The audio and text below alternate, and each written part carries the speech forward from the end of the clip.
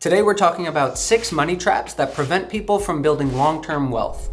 And this isn't a video about skipping lattes or becoming a minimalist. Most people think they feel broke because they don't earn enough money or because they didn't start investing early enough. But that's not true. The real issue is that our society is designed to quietly drain your money through lifestyle upgrades that feel harmless but actually compound against you. I did not grow up wealthy, and I actually graduated with over $130,000 in debt. But now I'm debt-free and I actually have a net worth that I'm proud of. I was able to learn better financial habits after years of making tons of mistakes. I made the mistakes so you don't have to. So in this video, I'm breaking down 6 money traps to avoid so that you can start building your wealth instead of destroying it. The first trap is lifestyle inflation.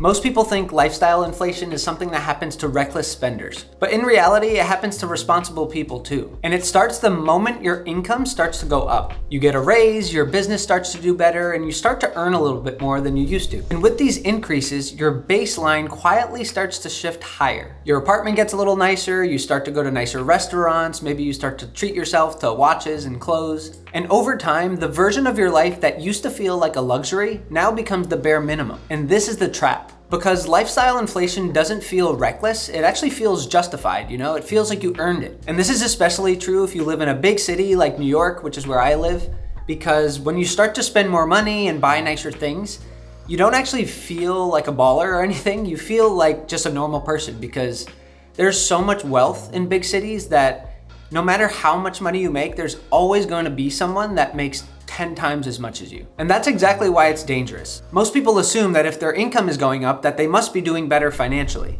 But what actually matters is the gap between what you earn and what you spend. If that gap is not growing, your wealth is not growing. You're just running faster and faster on the same treadmill. The most common version of this trap isn't expensive lattes or treating yourself to a nice jacket. It's the permanent upgrades. It's things like getting a nicer apartment and increasing your rent payments because you earn more. It's things like getting a nicer car and those payments go up because you earn more. None of these things or decisions are bad on their own. It's just that they lock in higher monthly expenses. And once your expenses go up, they rarely go back down. That's when your financial flexibility starts to disappear. Raises stop feeling meaningful, bonuses that you get disappear almost instantly, and saving starts to feel harder and harder. Here's the part most people miss. Lifestyle inflation doesn't just affect your present life, it steals from your future. Because every dollar that gets absorbed into your lifestyle is a dollar that can't be invested for your future. Invested dollars compound over time, lifestyle upgrades don't. And this is exactly why 2 people who earn the same income could end up in completely different financial situations 10 years down the road. One person allows their spending to increase every time their income increases, and the other person holds their baseline expenses as steady as they can, and when they get income increases, they invest it or they save it. And you don't have to do this forever. You can definitely upgrade your lifestyle at some point, but you gotta do it for a little bit, especially when you're young. That way you can get some momentum going. So here's a simple rule of thumb that works really well for situations like this that you can follow. When your income goes up, split the increase. Part of it goes towards your lifestyle. The rest of it goes towards investing and saving. That way you still enjoy the progress that you're making in the present, while also making sure that future you is benefiting as well. Remember, the fastest way to becoming broke is not low income, it's a high income with low margin. If you take anything away from this video, let it be this concept because everything else builds off of this. The next trap is subscription creep. This is one of the easiest ways to completely bleed your money out without ever feeling like you're actually overspending. Because subscriptions honestly don't feel expensive, they feel kind of harmless. $8 here, $12 there. A free trial that you fully intended to cancel later. And because each one is kind of small, they don't really trigger any guilt. But added together, they add up fast. And I'm obviously referring to things like streaming platforms and software tools. The reason why subscriptions are so dangerous is because they're kind of invisible. They don't require a purchasing decision every single month. Your money just quietly leaves your account in the background. And when something is automatic, your brain stops questioning it.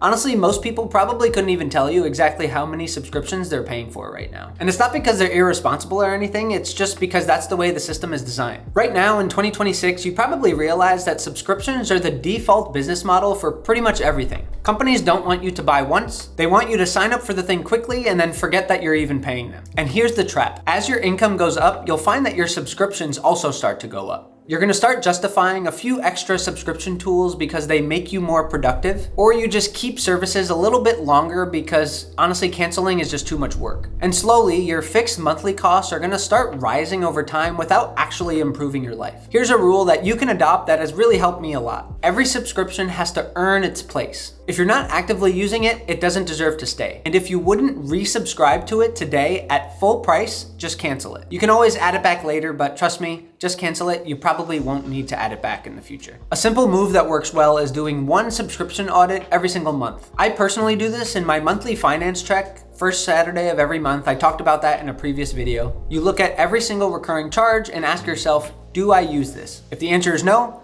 cancel that one subscription right there and then. Then come back next month and do the same thing, cancel another subscription. And I just want to repeat myself, I don't think subscriptions are bad, especially if they're enjoyable or making your life more productive. But unattended subscriptions are an expensive liability that can completely wreck your finances. One of the biggest money traps right now is financing purchases. I'm sure you see it everywhere. Buy now, pay later, 0% interest, no money down. On the surface, it might sound like a good deal to a lot of you, but what it really does is disconnect you from the true cost of what you're buying. Because now, instead of asking, can I afford this? You're asking, can I afford the payment? That shift is very subtle, but it's pretty expensive. Because when you start thinking in terms of monthly payments, it hides the total cost.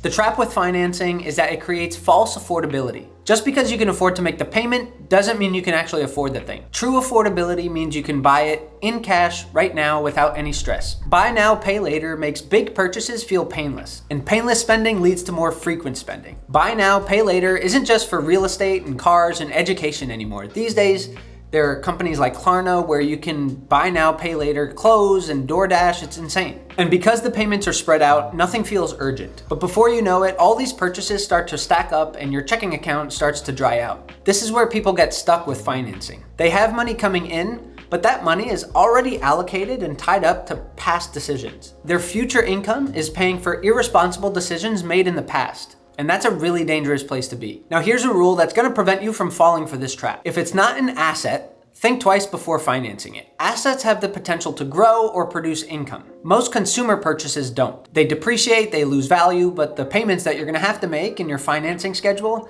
they don't depreciate, they stay the same over time. Financing should be a tool, not a permission slip. Used intentionally, it can help buy assets, like real estate, for example. But used irresponsibly, it can completely wreck your finances and really put you in a hole. The next trap is the sales trap. It's funny, one of the most common ways that people overspend is by convincing themselves that they're saving money. This usually shows up as buying things because they're on sale. A discount feels responsible, it feels smart. But here's the truth that most people don't want to admit. If you weren't planning to buy it, you didn't save money. You just spent money that you didn't need to spend, plain and simple. Sales are dangerous because they completely flip your logic. Instead of asking, do I need this? You start asking, is this a good deal? And those are very different questions. Retailers know this and they are experts at exploiting it. That's why sales are everywhere. Limited time offers, Black Friday, Cyber Monday, all these different things. All designed to create a sense of urgency that isn't really there. Here's how the trap plays out. Someone buys $500 worth of stuff for $300. Sounds like a great deal. They tell themselves that they saved $200. That feels responsible. But in reality, all they did was lose $300 because that's $300 that they didn't plan on spending anyway. And this is especially dangerous these days because shopping is completely frictionless now. You don't need to leave your couch, you don't even need to go get your laptop. Just a few taps on your phone and a stored credit card and the purchase is already done. Now there is an important nuance here. Sales are not always bad. Sales only make sense when the purchase was already planned. If you needed to buy something anyway and it happens to be on sale for a cheaper price, then yeah, that's a win. But buying something because they're on sale is just something you're gonna regret in the future. Use this simple rule so that you never fall for this trap. Create a short list of everything that you need or everything that you just plan to buy. And only buy things on sale when the sale is applied to those things on the list. Everything else is just noise. I actually use my wish list on Amazon in a similar way. So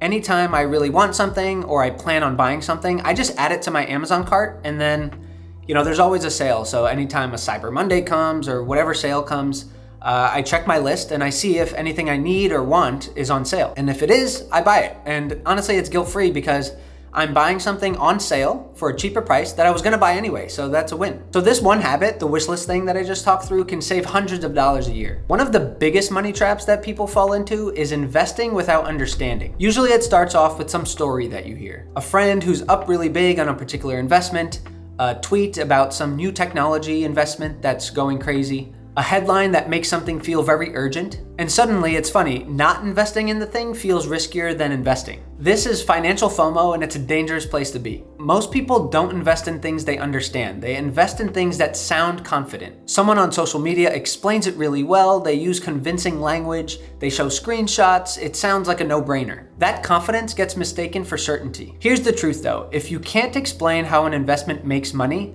you're not investing, you're speculating. And I'm not here to say that speculation is bad. I actually speculate in a lot of things.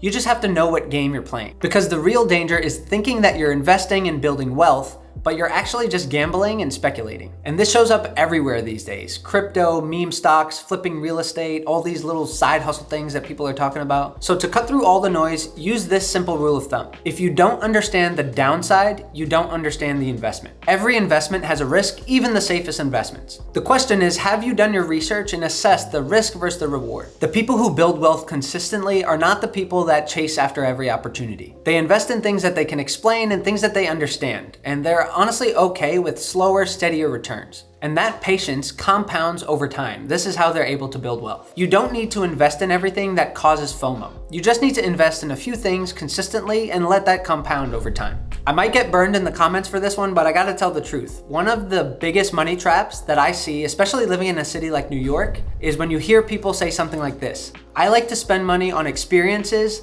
not things. And just to be clear, I also like experiences and creating fun memories. Obviously, who doesn't? But the trap is when experiences become automatic purchases, not intentional splurges like they're supposed to be. Going out to eat with your friends, taking nice trips with your family, going to concerts with people you love and having a great time, all of these things are treated as guilt-free because people have ingrained in their head that experiences are better than material things. And because people who spend this way have completely brainwashed themselves into believing this, these purchases are always gonna feel justified and they never get questioned. Things like booking super fancy vacations at the last minute because you deserve it, or spending $1,000 to go to some concert just because you've heard that it's such a life-changing experience. None of these decisions feel reckless because we've, again, trained ourselves to believe that experiences are always better than buying material things. But when you add this up, experiences suddenly become the largest spending category in most people's lives. And I don't want it to seem like I'm demonizing experiences or anything. The issue isn't experiences, the issue is the frequency and the lack of intention. There's a huge difference between planned experiences and random experiences. Planned experiences are honestly what life is all about, right? You know, you want to spend time with your family, your friends, your loved ones. They're enjoyable and they fit into your finances. Random experiences can completely wreck your finances. You see this a lot in people who say yes to everything and they can't say no. It always seems like these people have a lot of friends and their friends are always planning expensive things. And I will say this is especially true in big cities like New York City, which is where I live. Big cities, people tend to have large friend groups and multiple friend groups and friends that they go out and do things with. And so honestly, that could get really expensive. And so when it comes to expenses, you have to learn how to say no to certain things. I know that's hard, but you have to plan experiences out and make sure that they fit into your finances beforehand. You don't wanna spend $1,000 on some night out and then come home the next day and see your checking account and then have to figure out how you're gonna replace that money. Here's a mental model that you can use that really helps a lot. Experiences count just as much as material purchases. The money still leaves your account and future you still has to deal with the consequences. That doesn't mean you have to stop enjoying your life. Again, it just means you need to be intentional and plan ahead. One practical way to do this is to look at your experiences as an expense. If you're a type of person who decides that experiences make you happy and you wanna spend money on it, great. Just make sure that you're allotting a specific amount of money every single month towards these experiences. It's really no different than allotting money to the other fixed expenses in your life, you know, things like your Netflix bill, your investing, your rent. When you have a spending plan that fits into your finances, your experiences will actually feel more enjoyable because there's no guilt attached to it. Now that you know the money traps to look out for, watch this video where I talk about how to take advantage of the AI revolution so that you could become wealthy in the next 5 years.